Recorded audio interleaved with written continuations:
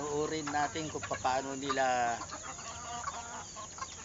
kainin ni manok itong ating prutas na hinimay-himay. Ito siya, oh. Tingnan po natin. Ayan. Hindi ko pa nilalapit. Ayan ay mga manok.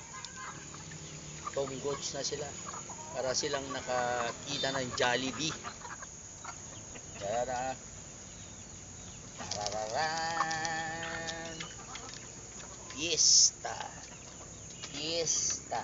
Ayan siya. Ayan. Mga prutas yan. Mga prutas.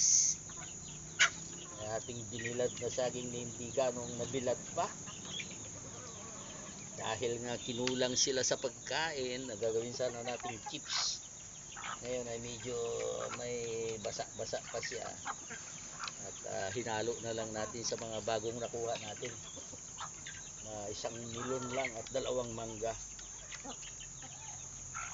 Ayan o. Ito may natira pa. Ayan. At para naman doon yan, doon sa kabila. Ayan na muna. Hanggang sa muli.